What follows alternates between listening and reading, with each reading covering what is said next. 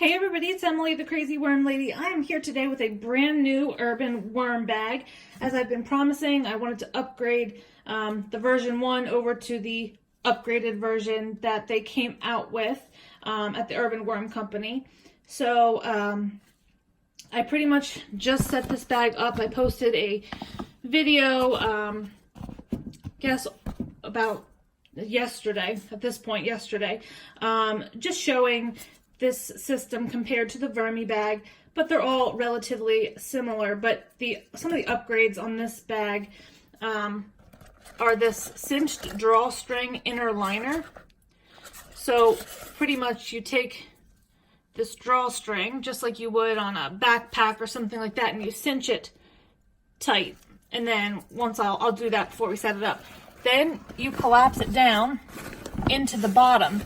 And because there's only that tiny little opening at the cinching, it prevents worms and compost from getting down and muddying up your zipper section. So it was an excellent upgrade, and I think it's going to work quite well. It's already working quite well in my other version 2 that I have set up that's still relatively new. But this bin's going to end up being an established bin almost from day one, because I'm going to move all of the contents of version 1 into this system today. So I'll just show you real quickly also, there's much stronger connectors on this bag, and try as I might rock it, it's really very stable. I can pick the whole thing up and, bars don't come disconnected. I showed that in the other video. So basically what I'm going to do is I'm going to start harvesting the version 1 from the bottom and just keep putting material on the top as we go up. So let me first make sure we get our harvest panel ready and protected, and then we'll start moving the contents over to this bin. Okay, so I cinched this shut tight, and if I try really hard, I can get like one finger in it, which is nice that it can breathe, but it also lets you know that the worms are not going to make their way down into that harvest panel and really make it difficult for you to zip and unzip the bag, which was a little bit of the issue with the first version. With hard water buildup and castings getting caught up in the zipper, it could be problematic at times. So I had that all pushed down, and I'm going to use some packing paper down here in the bottom. This is actually what my urban worm bags came with, because I ordered 3 at one time. So I'm just going to fit this in here, and I'm going to start the compost right in the middle. That will protect the zipper portion, and it will still break down relatively quickly. It's just 2 sheets of like paper bag type material. But I just want to make sure we're getting started with a good foundation.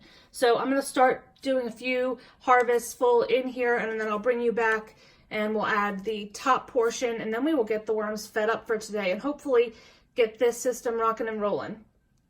Okay guys, so I am halfway through my harvest of the version 1, and this is why you don't want to dig around too deeply in your continuous flows throughs like I do, because I had a massive cave-in, and at this point I'm not going to worry about it too much because this whole system is just about harvested. So I'm just going to let this all fall down into the mortar tray below, and we'll keep on transferring. So far, over here, beautiful compost, nice and flaky. There are a lot of worms, but I have not been feeding this system very aggressively, and I think with a week or 2 of some really heavy feedings right up on the top, the worms will move right back up and get back to work for us. Okay guys, so I'm about 3/4 of the way done with the harvesting, transferring over to this new version.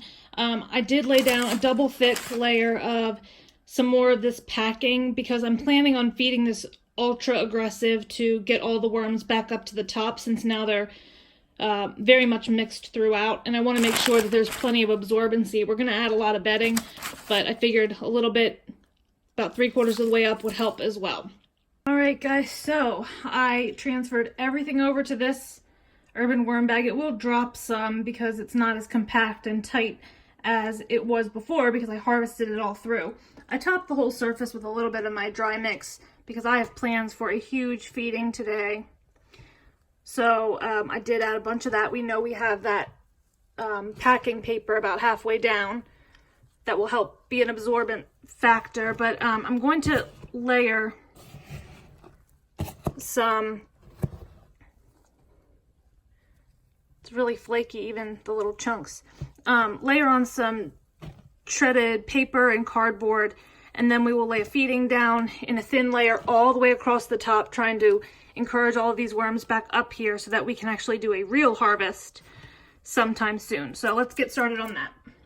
Okay, so we have, I don't know, maybe about 1.5 inches, 2 inches all the way across the surface of this dry bedding.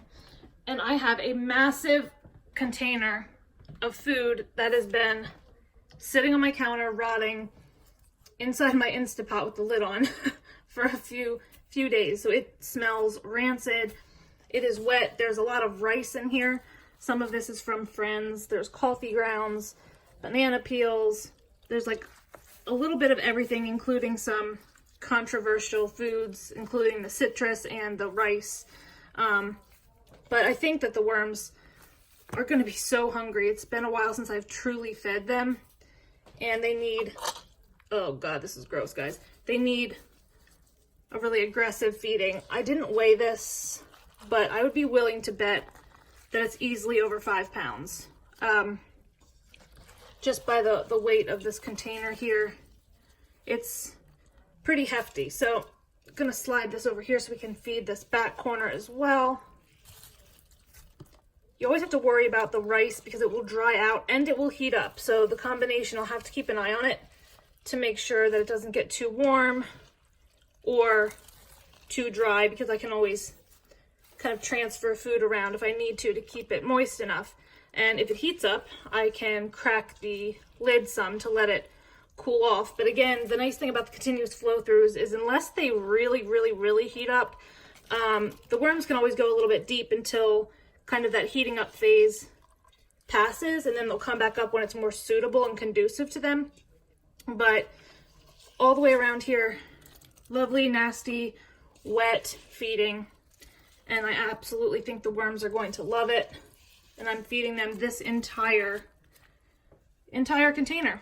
So you guys saw how full it was. So this will be an experiment and a half, because all of this is probably the biggest feeding ever. And that is a lot of grains and citrus. So let's top this off with a little bit of dry mix and bedding. So, biggest feeding to date. Take note. I am sprinkling healthily some more of my dry mix.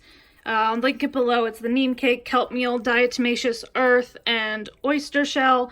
Just provides some grit, some nutrients, a little bit of bug control with the neem cake. So it does a little bit of everything. So I'm going to do that, and I won't film it, but I'm going to add just a thin layer, just enough to cover up the fruit scraps of some more shredded paper, and we will leave it until next week. But I do want to take a look at our other urban worm bag while I have these systems open, and we try to do their updates together. So a little bit of a special extra update today. But let's hop over to the other urban worm bag, and we will see how they're getting along. That system we know is only about halfway full. So hopefully we'll give them a feeding today as well. Never mind, guys. This is going to be a to be continued. Part 2 will be coming at you tomorrow. Just realized how long this video was, but I'm in here. I'm going to start filming the update for the other urban worm bag, but I didn't want you guys to think that the video had cut off. I've just decided to make this a continuance. So stop by tomorrow and we will continue on and see what's going on in our other urban worm bag. Let me know what you think, guys. Drop those comments below. Like this video. Subscribe if you'd like some more content from me, and I hope you have a fantastic day.